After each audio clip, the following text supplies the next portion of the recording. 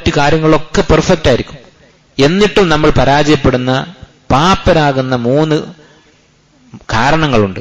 അത് നമ്മൾ സൂക്ഷിക്കണം. അത് നമ്മൾ സൂക്ഷിച്ചിട്ടില്ലെങ്കിൽ പിന്നെ നമ്മൾ ക്ലാസ് കേൾക്കുന്നത് കൊണ്ടും ക്ലാസ് എടുക്കുന്നത് കൊണ്ടും ഖുർആൻ ഹിഫ്ളാക്കുന്നതുകൊണ്ടും ജമാഅത്ത് നമസ്കരിക്കുന്നതുകൊണ്ടും ഒന്നുകൊണ്ടും പ്രയോജനമില്ലാത്ത അവസ്ഥ വരും.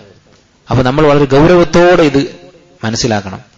അത് ഒരുപാട് തെറ്റുകൾ സംഭവിച്ചതായിരിക്കും നമ്മൾ പറയുന്ന. ഞാനും ഈ വിഷയത്തിൽ ഒരിക്കലും അല്ലാഹു സുബ്ഹാനഹു വ തആല പറയുന്നത് പോലെ വമാ ഉബർരിഉ നഫ്സി, ഞാനെല്ലാം തികഞ്ഞവനാണ് അല്ലെങ്കിൽ ഞാൻ തെറ്റില്ലാത്തവനാണെന്ന് ഞാൻ പറയുന്നില്ല. പറയുന്നവരും കേൾക്കുന്നവരും ഒക്കെ തെറ്റ് ചെയ്യുന്ന വിഷയങ്ങളാണ്.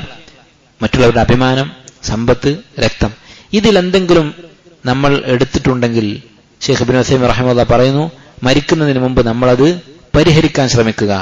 ഈ ഹക്കുകളുമായി നാളെ പരലോകത്ത് പോയാൽ നമ്മൾ ചെയ്ത ബാക്കി പണികളൊക്കെ ബാത്തിലായി പോകും, പാപ്പരായി പോകും.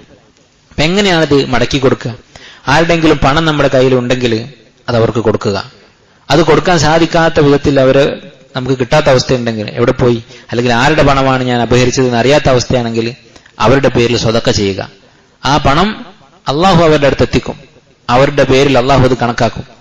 അതുപോലെ അവരുടെ അനന്തരാവകാശികളുണ്ടെങ്കിൽ, ഒരാളെ നമ്മൾ പറ്റിച്ചിട്ടുണ്ട്, അയാളുടെ മക്കളുണ്ടെങ്കിൽ ആ മക്കൾക്കാണ് കൊടുക്കേണ്ടത്. അതിനും പറ്റിയിട്ടില്ലെങ്കിൽ അവരുടെ പേരിൽ സ്വതക്ക ചെയ്യാം. ഇനി ഒരാളുടെ അഭിമാനമാണ് നമ്മൾ വ്രണപ്പെടുത്തിയിട്ടില്ലെങ്കിൽ, ഒരാളുടെ ഗീബത്ത് പറഞ്ഞിട്ടുണ്ടെങ്കിൽ എന്താ ചെയ്യേണ്ടത്? അയാളെ പോയി കണ്ട് പൊരുത്തപ്പെടിപ്പിക്കണം. അയാളത് അറിഞ്ഞിട്ടുണ്ടെങ്കിൽ നിർബന്ധമായും പോയി നമ്മൾ അവരോട് മാപ്പ് പറയണം. അറിഞ്ഞിട്ടില്ലെങ്കിലോ, നമ്മളൊരാളെ കുറ്റം പറഞ്ഞു, അത് അയാൾ അറിഞ്ഞിട്ടില്ല, നമ്മൾ പോയി പറയുമ്പോൾ അവർക്ക് അറിയാം, അപ്പൊ അയാൾക്ക് നമ്മുടെ വെറുപ്പ് കൂടെ ചെയ്യാം പറഞ്ഞാൽ. അപ്പൊ എന്ത് ചെയ്യണം? പണ്ഡിതന്മാർക്ക് 2 അഭിപ്രായമുണ്ട്. ഇബ്നു തൈമിയ്യ പോലെയുള്ള പണ്ഡിതന്മാരൊക്കെ പറയുന്നത് നമ്മൾ അവരുടെ അടുത്ത് പോയി പറയേണ്ടതില്ല, കാരണം കൂടുതൽ ഫിത്നയാണ് ഉണ്ടാവുക. അപ്പൊ എന്ത് ചെയ്യണം? അവർക്ക് വേണ്ടി ഇസ്തിഗ്ഫാർ നടത്തുക, അവർക്ക് വേണ്ടി പ്രാർത്ഥിക്കുക. രണ്ടാമത്തേത്, എവിടെയാണോ നമ്മൾ അവരെ കുറ്റം പറഞ്ഞിരുന്നത്, ആരോടാണോ കുറ്റം പറഞ്ഞത്, അവരുടെ അടുത്ത് പോയി ഇവരുടെ ഖൈർ പറയാം. അങ്ങനെ ചെയ്തുകൊണ്ട് അത് പരിഹരിക്കുക. അതുപോലെ രക്തത്തിന്റെ കാര്യമാണെങ്കിൽ നേരത്തെ നമ്മൾ പറഞ്ഞു, കൊലപാതകത്തിനുള്ള ശിക്ഷയും അത് തൗബ ചെയ്യാനുള്ള മാർഗവും.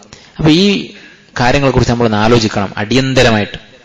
കാരണം അല്ലെങ്കിൽ നമുക്ക് വരാൻ പോകുന്ന നഷ്ടം വലിയ വലിയ ഹസനാത്ത്, പുണ്യങ്ങൾ നമ്മൾ കൊണ്ടുവരും, അതിലൊന്നും ബാക്കിയില്ലാത്ത അവസ്ഥ വരും. അള്ളാഹു നമുക്ക് പുറത്തു തരട്ടെ. അപ്പൊ നമ്മൾ ഒറ്റയ്ക്കിരുന്ന് ആലോചിച്ച് നോക്കണം. 2 കാര്യങ്ങൾ നമ്മൾ ചിന്തിക്കണം. ഒന്ന്, ആരെയൊക്കെയാണ് നമ്മൾ ഗീബത്ത് പറഞ്ഞിട്ടുള്ളത് അല്ലെങ്കിൽ ഹക്കുകൾ എടുത്തിട്ടുള്ളത്, അത് നമ്മൾ ചിന്തിച്ച് പറ്റുമെങ്കിൽ നമ്മളൊരു ലിസ്റ്റ് ഉണ്ടാക്കണം. എന്നിട്ട് നമ്മൾ അവർക്ക് വേണ്ടി പ്രാർത്ഥിക്കുകയും അതുപോലെ ഈ പറഞ്ഞ പോലെയുള്ള പരിഹാര മാർഗങ്ങൾ അന്വേഷിക്കുകയും. രണ്ടാമത്തേത്, ചില ആളുകളുടെ കൂടെ ഇരുന്നാൽ നമ്മൾ ആൾക്കാരെ കുറ്റം പറയും, ഗീബത്ത് പറയും. അങ്ങനെയുള്ള മജ്‌ലിസുകൾ നമ്മൾ ഒഴിവാക്കണം. അതിന്റെ ഒരു ലിസ്റ്റ് നമ്മൾ ഉണ്ടാക്കണം മനസ്സിലെങ്കിലും. ആരുടെ കൂടെ ഇരിക്കുമ്പോഴാണ്, ആരോട് സംസാരിക്കുമ്പോഴാണ്, ആരോട് ചാറ്റ് ചെയ്യുമ്പോഴാണ് നമ്മളുടെ സ്വഭാവം മാറുന്നത്, നമ്മൾ ആളുകളുടെ അഭിമാനം തിന്നുന്നത്, അവരെ നമ്മൾ മനസ്സിൽ നോട്ട് ചെയ്യണം. എന്നിട്ട് അവരെ ഒഴിവാക്കുക. കാരണം നമ്മൾ പരലോകം നശിപ്പിക്കുന്നവരാണ്. അതിന്റെ അർത്ഥം അവരെ കുറ്റം പറഞ്ഞ് നടന്നിട്ട് ഇനി വേറെ ഗീബത്ത് പറയണമെന്നല്ല. നമ്മൾ ഒരു ദൂരം പാലിക്കുക.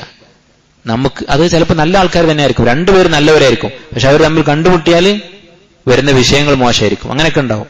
അപ്പൊ നമ്മൾ പരമാവധി നമ്മുടെ ആഖിറത്തിന് അപകടമാകുന്ന കാര്യങ്ങൾ ഒഴിവാക്കുക. ഈ ഒരു നിമിഷം മുതലെങ്കിലും ഒരു മാറ്റം വരുത്താൻ നമ്മൾ ശ്രമിക്കുക. അല്ലാഹു സുബ്ഹാനഹു വ തആല തൗഫീഖ് ചെയ്യട്ടെ.